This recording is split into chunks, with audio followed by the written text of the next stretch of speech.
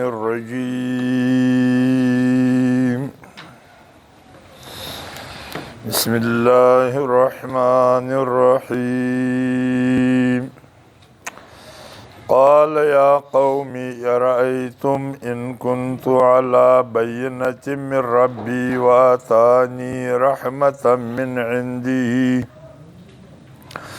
فعميت عليكم أنلزمكموها وأنتم لها كارهون ويا قوم لا أسألكم عليه مالا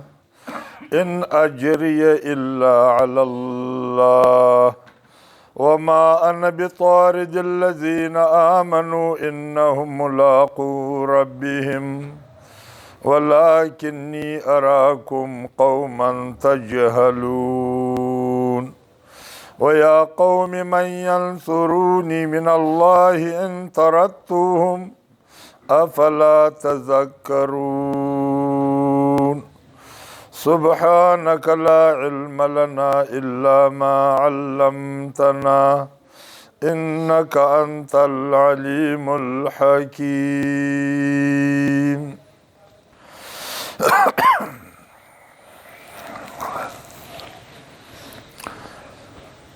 سورة يهود 28 آيات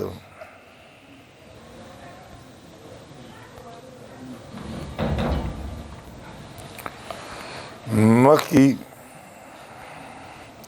شبهات او اعتراضونه د مشرکینو او د منکرینو د توحید الله رب العزت ذکر کړ پر نوح علیه السلام باندې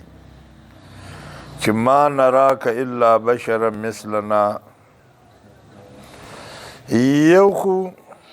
ستا اعتبار ځکه موږ نه لرو چې ته زموږ غوندې بشر یې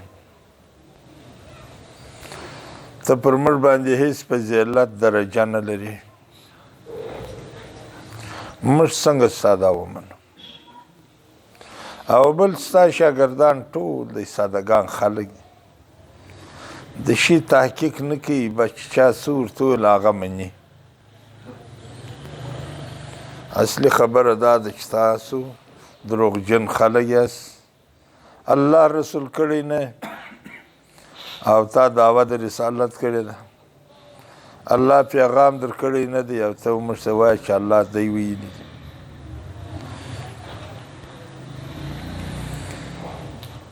او زموږ د پلارو د نیکه د دین مخالفت یې شروع کړی دي موږ هغه څه کوو پر کم دین باندې چې موږ پلارو نیکه پیدا کړي دي دا په هر وخت کې دغه اعتراض مشرکینو کړی دی دلته د دې انوفت اعراض مخ اړول یو سبب دی دا ذکر کو چې ته بشر دا د الله د شان څخه ډېره لرې خبره ده چې الله دی یو بشر سره خبرې وکړي او یو بشر دی پیغمبر جوړ کی خپل پیغام دی بشر ته ورکي هغه بشر دی نورو انسانانو ته ورسي که الله غوښتي وای ملک به رالیږلی وای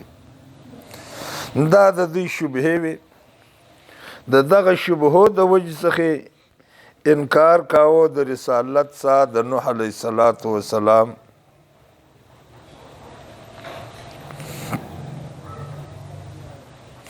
دلته اوس دا یا قومي قال يا قوم أرأيتم إن كنت على بينة من ربي وآتاني رحمة من عنده دا خبري جواب دی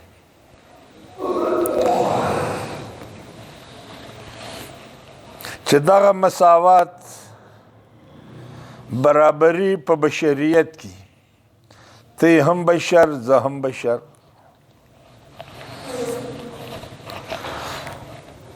دا د دې معنی نه ګرځي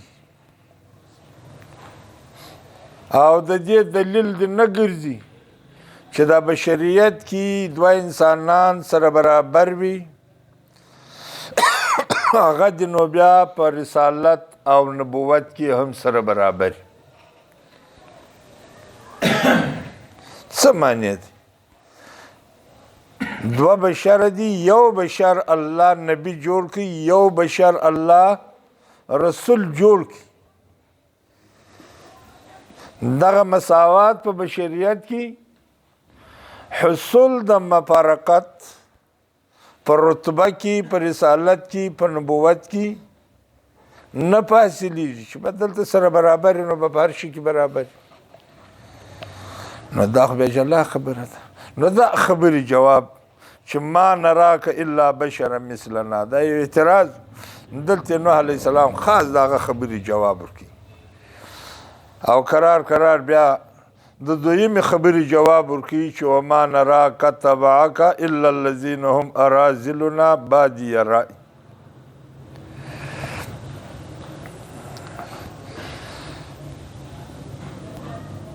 قال یا قوم ارأیتم، وویل نوح علیه السلام ارأیتم تاسو نه ګورئ دې خبرې ته. یا ارأیتم په معنا دا اخبرنی دی. ارأیتم تاسو ته وایم خبر راکئ ما لره ان كنت على بینة من ربی، ان كنت کچیری یمز على بینة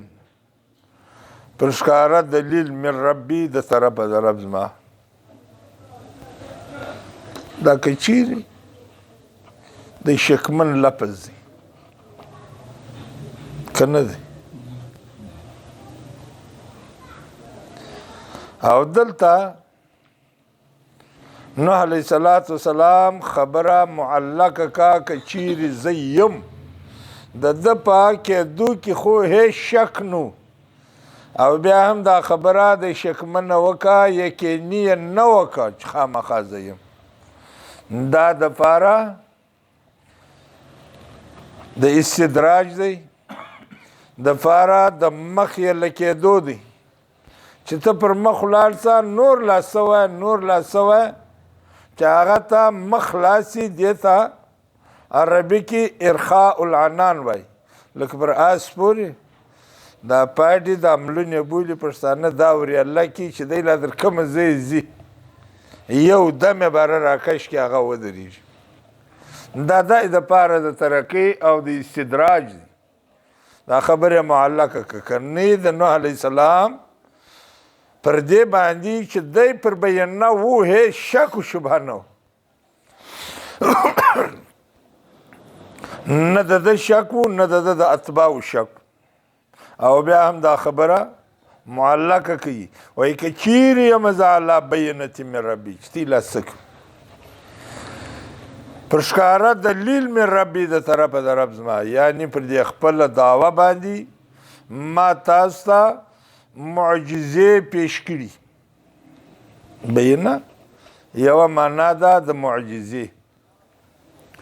پر دې خپل صداقت او د خپل دعوې پر ثبوت باندې ما تاسو ته معجزه ښکاره کړي. هغه معجزه هم ما ته الله را کړي. یا د بینې سمانا پوخ یقین، پر کلک یقین باندې یم زه. هغه یقین جوړېدو توفیق ما ته زما رب را کړي.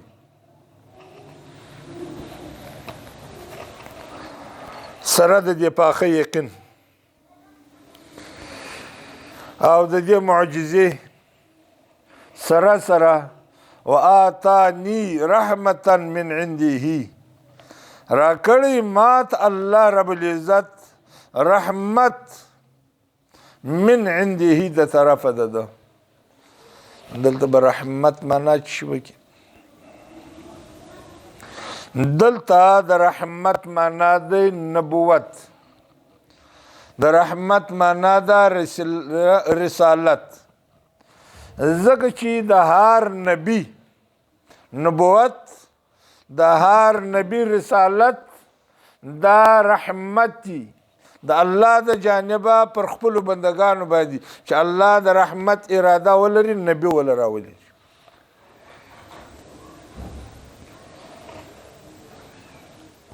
دا خلقو دا د نبی علیه الصلاۃ والسلام نبوت چې دا رحمت دی، دا نبوت پر نبی علیه السلام باندې خاص کړی دی. دا رحمت نبی جوړېدل د امت لپاره رحمت دی. دا خصوصیت صرف د محمد رسول الله صلی الله علیه وسلم نه دی. دی په دلیل کې آیات پیشي د سورتی انبیاء آیات دی وګور. سورة الانبیاء سلنهم آیات سوده. وما ارسلناك الا رحمة للعالمين.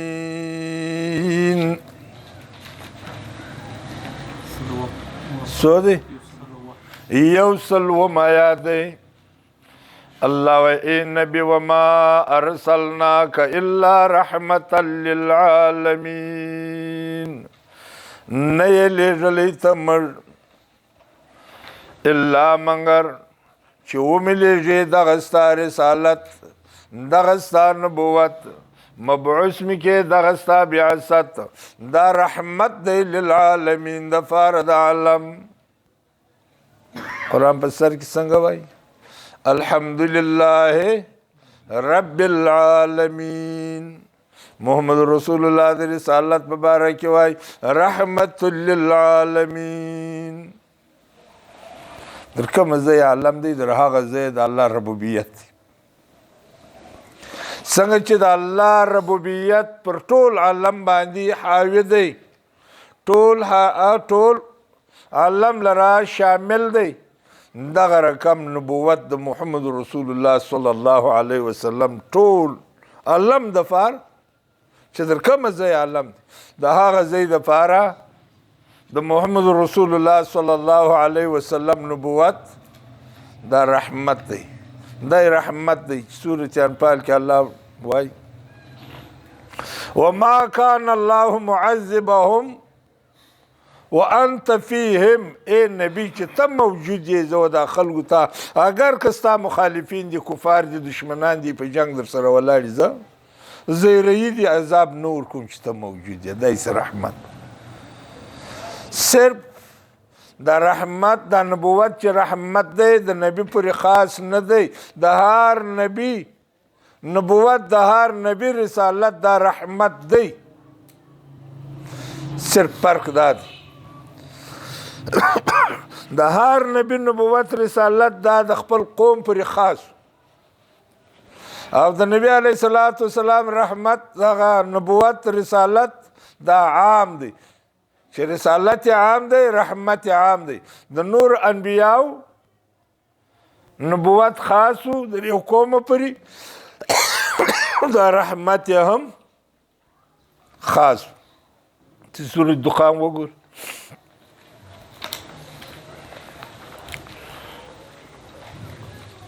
اخوات لږ راوړه بس. آیات کریمه پنځم آیات شپږم آیات وګور. د یوازې نبوت رسالت د نبی علیه السلام رحمت نه، د هر نبی هم رحمت، خو د ده سره سره د هر نبی رسالت، د هر نبی نبوت دا رحمت دی. د دې وجې څه دلته د رحمت معنا په نبوت سره ده. الله وی امرا من عندنا، حکم دی د جانب زمر چیش دغه انا انزلناه فی لیلة مبارکه انا کنا منذرین، انا کنا مرسلین. یقینا الله وی موږ لیږونکي د رسولانو، چې رسولان را لیږو. دغه لیږل د رسول، دا مبعوث کول د یو پیغمبر، یو انسان پیغمبر نبی رسول جوړول او خپل پیغام هغه ته ورکول، در نور امت ته، در نور خلکو رسول. الله خدای نه کوي چې هر سړي پیغمبر کی او هر سړي ته وحی کی. یو انسان الله پیغمبر جوړي هغه خپل پیغام په لاس ورکړي هغه پیغام بیا نور ته رسي بیا نو د نورو کار دی که مني که نه مني که ومنل فقد نجا چې نه ومنل فقد هلک دغه فیصله ده الله وی انا كنا مرسلین رحمتا من ربک دغه رسالت د رسولانو لیږل د رسولانو د رحمت د من ربک د جانب د رب ستا د رسول رسالت د رسول را لیږل دا امت دپاره رحمت دی صرف فرق یې چیش دی د نبي علیه السلام نبوت عام او رحمت تمام عالم لره شامل د نور انبیاو رسالت د یو قوم پرې خاص هغه رحمت هم د قوم پرې خاص نور د هر نبي نبوت د هر نبي رسالت دا رحمت دی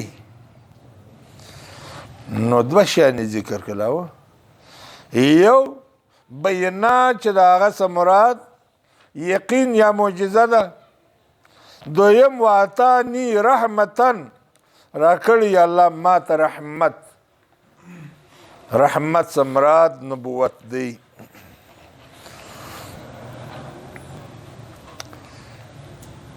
ابن عباس لبله معنا کوي واتانی رحمتن راکړی ما ته الله رحمت هغه شفقت د الله پر مخلوق دا دین هم دغه دوه شی دین د دینداري اسلام ایمان دا د دوه شیانو نوم دی ډېر خواري نه یو ادا کول د حقوقو د الله یو اړخ یې دا دویم اړخ شفقت د الله پر مخلوق دغه دین دی دغه مسلمانیت واتانی راکړی الله ما ته رحمت نبوت من عنده د طرف د الله الله نبی جوړ کړی الله رسول جوړ کړی نو چې دغه بینا معجزه د ښکاره دلایل دغه یقین چې کوم زما دی یا دغه ښکاره معجزې او دغه نبوت چې الله ما ته راکړي فعمیت علیکم فعمیت پټ سوي ګډ وډ سوي علیکم پر تاسو باندې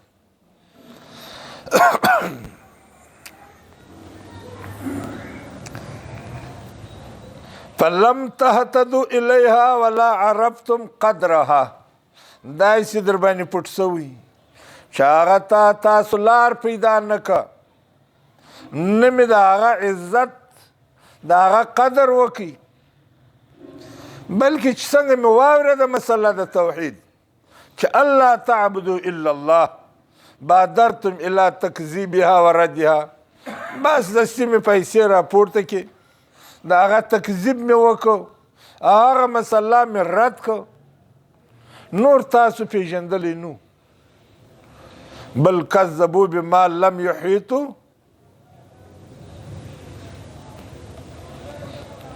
په دای شي تکذیب وکړو چې دوی سره د هغه علم نه و په کار دا و چې اول یې تحقیق کړی وی سوچ فکر یې به دا خبره کې کړی وی هغه یې پېژندلی وی چې د کوم اندازې صحیح دی څونه مدلله ده څونه مضبوطه ده یا هغه ته دې نه وکتل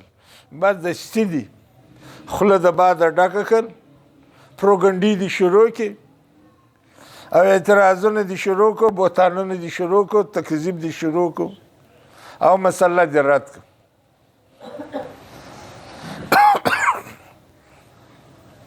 دغه ښکاره مسله دغه ښکاره نبوت رحمت الله ما ته راکړی دی ستاسو په ذهنونو کې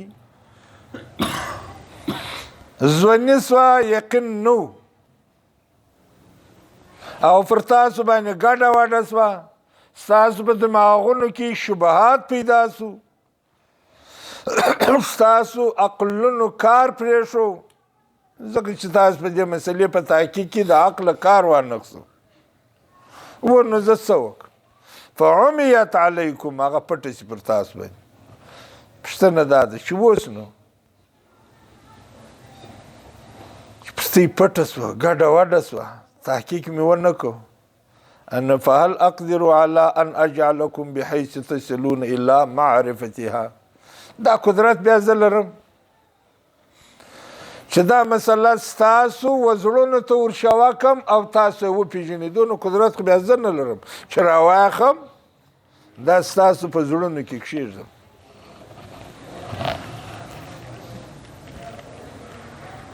که نه خو ما په وسه کېدی ما به دا کړی وي دا د امام شافعي رحم الله متعلق یو خبره کی د شاګرد و خاص شاګرد ډېر هوښیار سړی و د مذهب هم هغو د وجې څخه په دنیا کې پیلاو شو ربیع بن سلیمان نومېده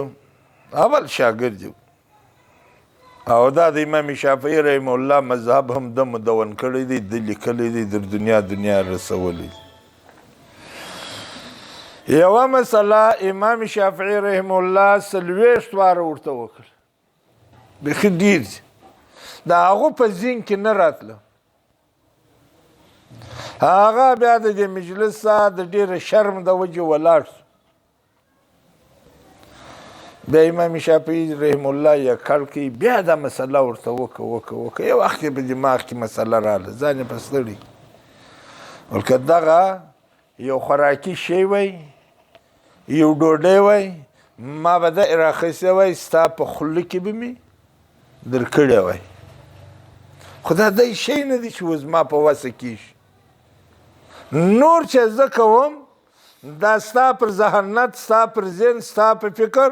ستا په قابلیت پورې اړه لري چې ته څونه ذهن یې ته څونه قبلوی سې ته څونه استفاده ځین کوی سې د دغه وجې څه هدایه کې لیکي چې پر تعلیم د قرآن په هر هغه امر چې هغه دیني کاري الله پر مسلمان باندې فرض کړی واجب کړی چې دا کار ما ته وکړه پر هغه باندې اجرت اخیستل خاص کر تعلیم د قرآن دا حرام دی ولې حرام دی د دې یوه نکته بیانوي د دې مطابق یې خبرې درته کوم چې دا قدرت نو علیه السلام وایي زه نه لرم چې ته یې درکړم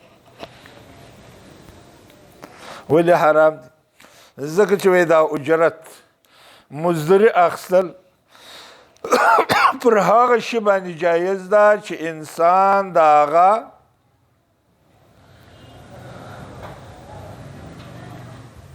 پر سپارلو باندې پر تسلیمېدلو باندې قدرت لري ته یې ګونې ما ته راکړه چې دا در دا روډه پرې ورسوه ما په شا کوي مې وړل ستا هلته په کار و تا وړی نه سول و نو زه حقدار یم چې ته ما ته 10 روپۍ راکړې دا زما مزدوري سي یو دی شی چې انسان د هغه پر سپارلو باندې د هغه پر وړلو باندې پر ورکولو باندې قدرت د سره لري نه او دی مزدوري پر اخې دا حرامه ده پر چی شي اخې دغه تعلیم دی ته چې ما ته هر څه وای دا قدرت نه لري صرف ستا کار ویل دي دا قدرت ته نه لري چې دا د زما زړه ته واچې دا قدرت ته نه لري چې دا باندې ما پوکې دا قدرت نه لري چې دا زما په ذهن کې کښېني دا زما پر ذهنیت باندې تعلق لري یو کوټه ذهن انسان ته در سره خبرې کوه هیڅ چی سر نه خلاصېږي بیا هم چې خلاص چې ولاړ سو باره ختم سو هغې نه دي دا تعلق لري دا تعلیم د قرآن په ذهنیت د شاګرد چې دا در کومې اندازې ذهن دی نو ته قدرت نه لري پر دې باندې چې دا علم چې ته الله علم کړی دا د بل په سینه کې واچې د بل په مغزو کې راولې بل تیوریات کې دا قدرت نه لري دا د هغو خپل کار نو د بل پر کار باندې مزدوري اخیستل د دې وجې څه هدایه وایي چې دا حرامه ده دغه هدایه دا ګرده هم وایي بیا هم لمونځ په تنخوا وکړي په دې د قدرت لري چې دا لمونځ ته در الله رسوی سي کم لا دا ذمهداري اخیستې ستا په ما پسې لمونځ وکړي تنخوا دې راکړه دغه لمونځ زه در ربه رسوی سي زه به پر رب در قبلوم پر دای شي باندې مزدوري جایزه دای شي باندې مزدوري اخیستل دا د تمام انبیاء علیهم الصلاة والسلام د مسلک خلاف مسله ده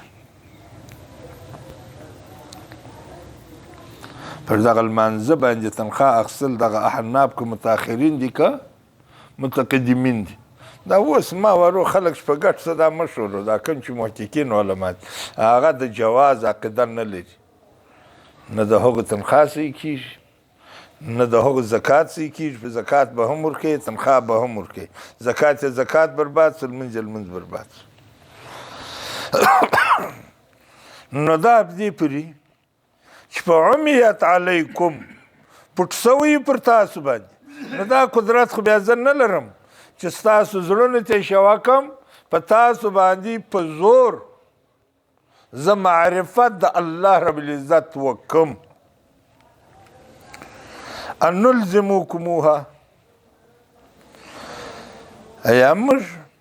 په زور ومشلو تاسو لره دا مسله، یعنی تاسو خامخا په ډیر خشم په ډیر وهلو ټکولو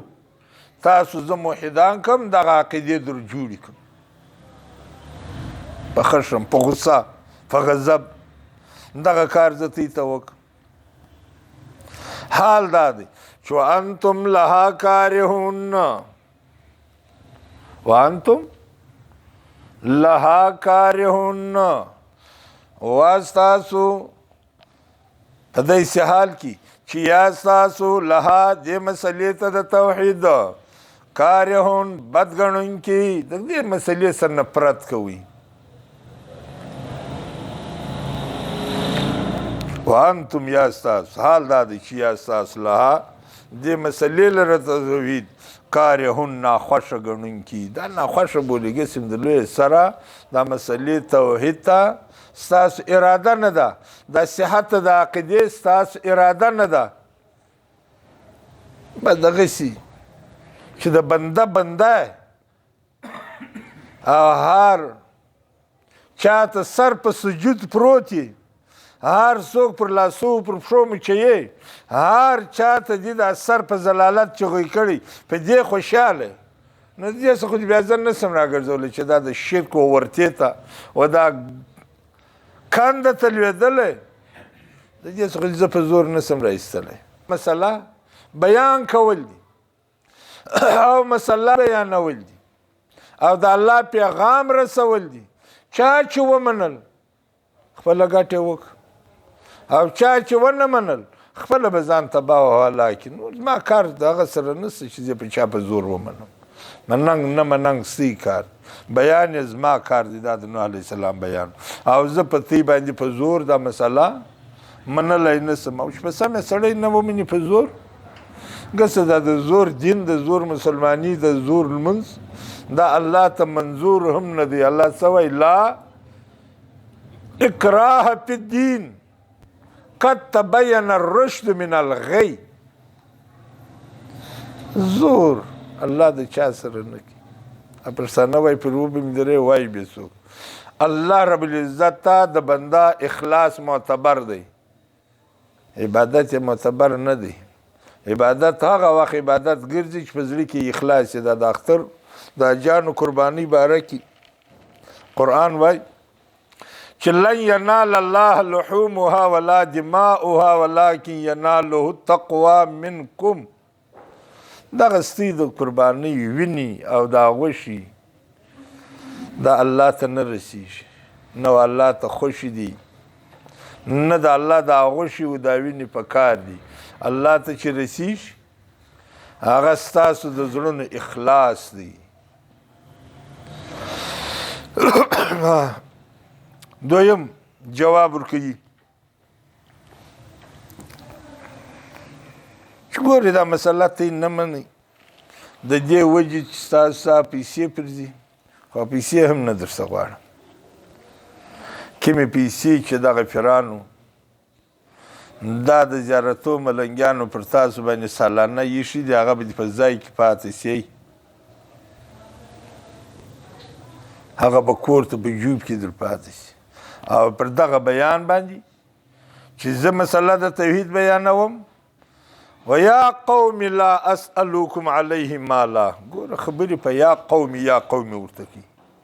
هغه قوم یې دونه بد اخلاقه دی یا ورته وایي چې انا لنراک فی ضلاله، ګمراه سړی بیا ورته وایي چې بل نظنکم کاذبین دروغجن سړی دا بد اخلاقي ده د قوم هر وخت مشرک بدعتي د موحد سره او د الله د پیغمبرانو سره بد اخلاقي کړي دي هغه په څون نرمه لهجه په څونه د شفقت په انداز خبرې ورته کوي نه ورته وایي چې پلار دې دروغجن نیکه دې دروغجن ته ګمراه پلار دې ګمراه دی د هغه د سره جواب نه ورکوي صرف دا ورته وایي لیس بضلال ګمراه نه یم بیا هم د بدې خبرې جواب په بده خبره نه ورکوي بلکې د شفقت په انداز ورته وایي یا قومي یا قومي یا قومي په قومي ورته وایي دې دپاره چې د هغو زړونه دې مسله ته مایله سي لیکن هغه دغسې زوی مړي ود چې یوه خبره یوه زړه ته نه لوېدم یار یې ورته ویل یا قومي ارایتم بیا ورته وایي ای زما قوم چې زړونه نرم سي او دا خبره ښه پر ولګېږي مسلې ته غوږ کښېږدي په دې یا قوم ورته وایي چې زما خپلوان یاست زما قریبان یاست و یا قوم لا اسألکم ای زما قوم لا اسألو زه نه غواړم کوم د تاسو علیه پر دغه تبلیغ د توحید مالا مزدوري مال مزدوري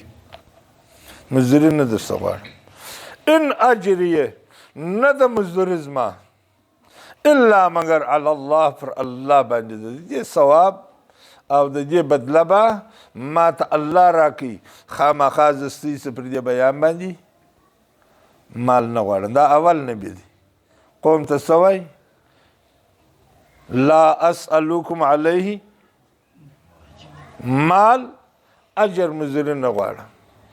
آخر نبي وګوري سورة شورا مابین کې به بیا په دې سورة هود کې په سورة شورا کې ډېرو انبیاو بیانونه راشي آیات وګوره دا څو دي مشتر جي درویشت آیات وګوره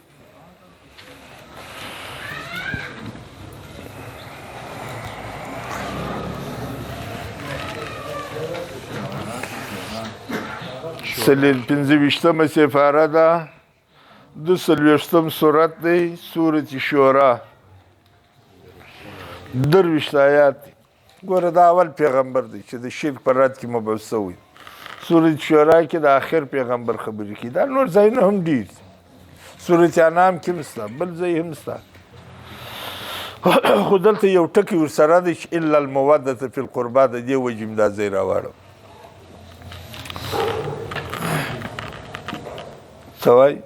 قل لا اسألكم عليه اجرا الا المودة في القربى و ای پیغمبر او دی خپل قوم ته دی خپل امت ته چې لا اسألكم زه نه غواړم سیسا علیه پر دغه بیان د توحید علیه پر دا رسېدو د مسلې اجرا مزدوري لا اسألكم علیه مالا مال څه معنا اجرا یو شی درڅه غواړم الا المودة فی القربا غواړم سیسا فعلل د قرابت زما قوم یاست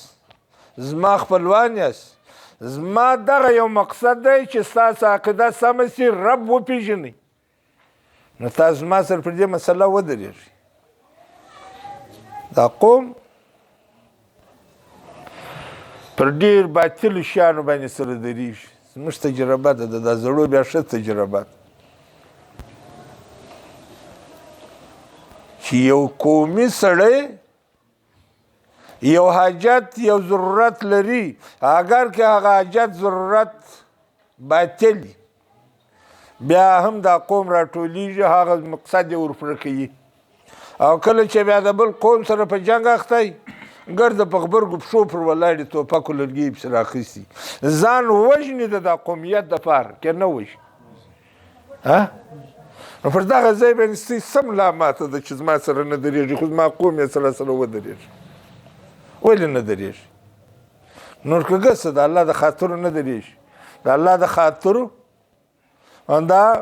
مسله نه مني. د دې قومیت د وجې خو یې ومنه ما تا یو قوم د قوم سره په هر څه کې درېږي. ته زما سره پر مسله د توحید درېږي ولې نه؟ تا ته څه پېښ؟ ما تا د یو پلار زامن نه، ما تا د یو پلار نیکه نه، ما تا د یو شاخه نه، الا المودة فی القربى.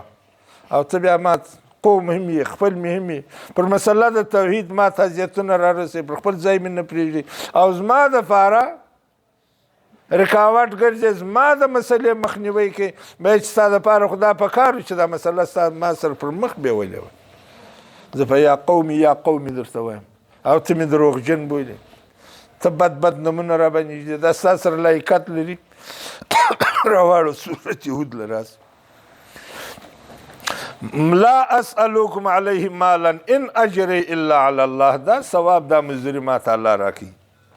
بله خبره ځین طلب کړې وه چې دغه خوار وږي تږي خلک دا ستا سره ناست، موږ د دوی په ناست شرمېږو، موږ د دوی په ناست شرمېږو. ځکه چې اول دوی دا ویلي وو چې وما نراک تبعک الا الذین هم اراذلنا. دا خوار خیرن خلک دي، یو بیکاره کسبونه کوي، خلوبې یې ځي او خیرن کالي دي، چاودلې پوندې، وتلې نوکان، سپېره شونډان، ببر سرونه ناست. ستا په مجلس کې موږ شرمېږو. دا خو سم دی سمارټ خلک غواړي. نو د دې وجې دا ولاړ که موږ به راسو، دا ولاړ که موږ به راسو. به یې ځي د دې خلکو. ته دوی ولاړ که موږ به راسو.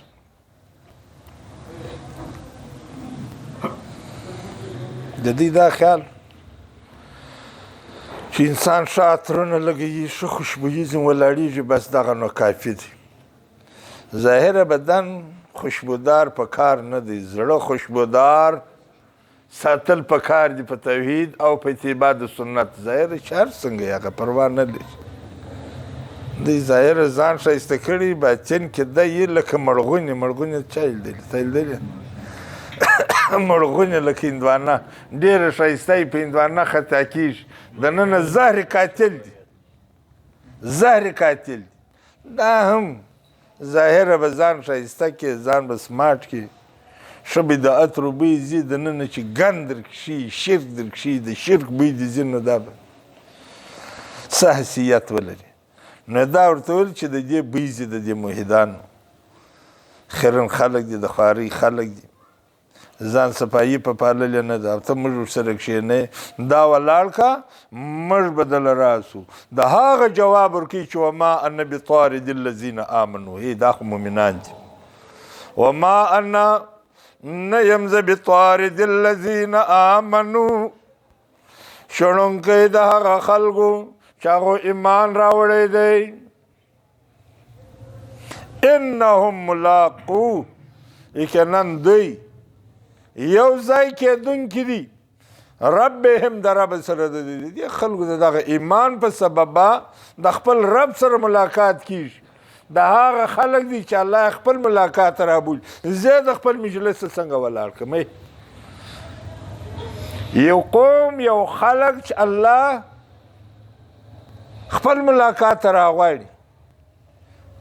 خپل یو ځای کېدو ته راغواړي، هغه زه څنګه ولاړ کړم؟ دغه سوال پخوانو کافرانو پر نوح علیه السلام کړو،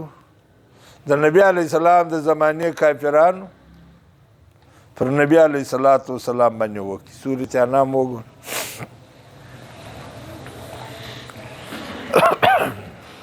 اتواصوا به ام هم قوم طاغون. 250 آیات وګورئ یا 250.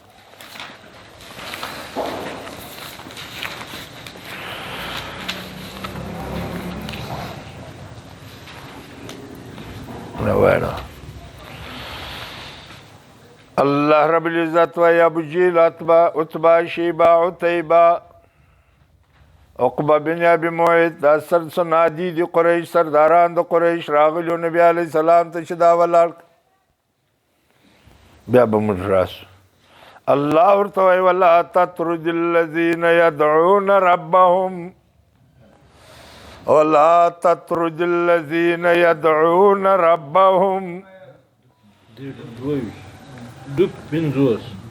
ولا تطرد الذين يدعون ربهم ملرك ودزانا ولا ودزانا ملرك ومشڑا سوق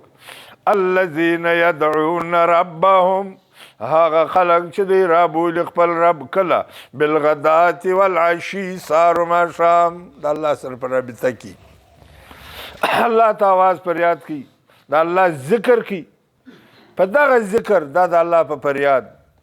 دا الله ته په आवाज کولو یریدون وجهه دی اراده د الله د رضا لري د هغو کوشش دا دی سار ماښام چې خپل رب راضي کی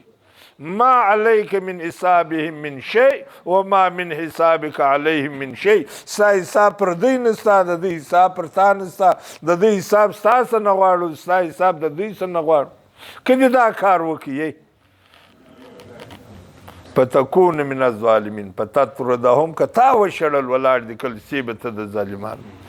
دا الله وزما یو امتحان دی یو قانون دی وکذالک فتنا بعضهم ببعض دغه رقم امتحان کو بعض دی په بعضو لیقولو چې دغه غټا اټ ووی دا غټ خلک دا خلک به لبجلګر خوند الله دې رحم پر وکړي هغه غټا اټ بلل لیقولو چې دی ووی هؤلاء من الله علیهم من بیننا دا هغه خلک دي چې الله رالی بس پر دوی باندې احسان وکړي دغه عقیده دوی ته ورنصیب کو په دا ایمان سر دوی پوک دا وګوره ایمان وګوره الله وی لیس الله باعلم بالشاکرین ولې الله په خپل شکر گزارو بندگانو خبر نه سورۃ کهف وګوره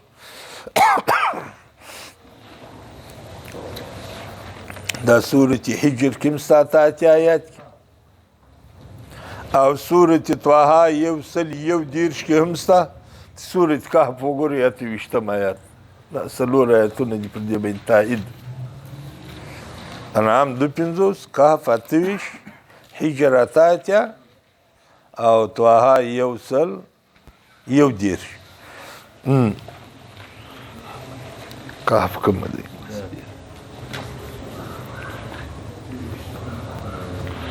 الله رب العزت وی واصبر نفسك مع الذين يدعون ربهم بالغداة والعشي ورک صبر نفس لرستا مع الذين يدعون ربهم بالغداة والعشي ټینګ خپل ځان سره دا خلکو یدعون ربهم زولاړي رما د دې غرباو فقراو خناس چې پر تا باندې بوج نسی ځان ټینګه د دې په مجلس کې چې دغه خلک را بول خپل رب الغدات والعشي په سارو په ماښام کې یریدون وجهه دې اراده لري د رضا د الله ولا تعدو عیناک عنهم ولا تعدو ما اړو عیناک سترګې ستا عنهم د دوی سا پر بله خوا د دوی سا و مالدارانو ته سترګې مه اړوه او سورة دغه کې راځي حجر کې ولا تمودن عینیک الی ما متعناه به ازواجا د سترګې دی مکه شو وږدې د بل دنیا ته د بل مالو نه د دې خلکو باندې بس د سترګې د لته محدوده وساتي تريدو زینت الحیات دنیا چې ته اراده لري د زینت د دنیا او دا واوره ولا تطیع من اغفلنا قلبه متابعدار کېږه د هغه چا چې الله وایي موږ غافل کړي دي د هغه زړه زموږ د ذکره واتبع هواه دی تابعدار سوی د خپلې هوا وکانه امره فروتا کار دی د نقصاني وکانه دی امره کار د فروتا نقصاني دا د اوله سره په نقصان کې دي د هغو ګسه کور خراب دی او د قرآن پر ځای د خپلې هوا تابعدار دی خپل زړه چې څه ورته وایي هغه کوي د دی چا اتباع مه لر ولکنی هود لراسي ولکنی اراکم قوما تجهلون لیکن زه چې یم اراوینم کوم تاسو قوم تجهلون ناپوه لرې د حقیقته چې د الله په نیز مومن موحد مقبول دی یا سرمایه‌دار مشرک مقبول دی ها دغه مال دولت اولاد دا ذریعه د دې نه ده چې انسانان دي الله ته په نږدې سي دا د الله شی دی که څوک مالدار کوي که څوک مسکین کوي که چاته اولاد ورکوي که څوک بې اولاده ګرځي دا د الله شی دا هغه ذریعه نه ده چې بس چاته الله مال دولت ورکوي دا به نو د الله په در مقبول وي دا نه دی الا من آمن وعمل صالحا ایماندار سړی موحد سړی او متبع د سنت سړی هغه سړی د الله په نیز مقبول وي دغه ایمان او عمل صالح دا ذریعه د نږدېکت د الله د سورة سبا کې راځي او یا قوم ازما قومه د دې ولاړېدو سره خو عذاب تړلی دی او یا قوم ازما قومه من ینصرونی من الله څوک به امداد وکړي زما من الله په مقابل کې د الله چې الله عذاب راسي او بیا به زما و مخ ته څوک ودرېږي چې د الله عذاب د ما څه دفع کړي یو دی څوک بیا سته زه خو به دا ولاړ د پر دې ولاړېدو باندې الله ناراضه کېږي الله چې ناراضه سي عذاب راکوي بیا یو دی ځوان په تی کې شته چې ما د الله د عذابه بچاو کړي د الله په مخ کې ودرېږي چې دا ته عذاب مه ورکړو ان ترتوهم که چیرې زه ولاړ کړم دوی زه وشړم دوی افلا تذکرون تاسو دونه پند نه اخلئ چې دا مال دولت دا ذریعه د نږدېکت د قربت د الله نه ده بلکې صحیح ایمان توحیدي او اتباع د سنت دا والله ته منظور ده په دې وجه الله ته سړی نږدې کېږي بس قال یا قومي وویل نوح علیه السلام ازما قوم ارأیتم خبر راکئ ان که چیرې کنتو یم زه علی بینة پر ښکاره دلیل یقین یا معجزه واتانی راکړې ما ته رحمت معجزه یا شفقت پر مخلوق من عنده د طرفه د الله فعمیت پټ سوي علیکم پر تاسو باندې ان نلزمکموها ایا موږ په زور ومشلو دا مسله تاسو لره په زور په غاړو وانتم لها کارهون حال دا دی چې یا ستاسو دغه مسلې ته د توحید ناخوښه ګڼونکي ویا قوم ازما قوم لا اسألوکم زه نه غواړم د تیس علیه پر دغه بیان مالا اجرت مزدوری ان اجرې نه د مزدوري زما مګر پر الله ده وما انا نه یم زه بطارد الذین لرې کوونکی دا خلکو چې د ایمان راوړی دی انهم ځکه چې دوی ملاقو یو ځای کېدونکي دي ربهم د رب سره د دوی ولکنی لیکن زه راوینم کوم تاسو قوم تجهلون ناپوه ویا قوم من ینصرونی من الله ازما قوم څوک به امداد وکړي زما من الله په مقابل کې د الله ان ترتوهم که زه وشړم دوی افلا تذکرون تاسو پند نه اخلئ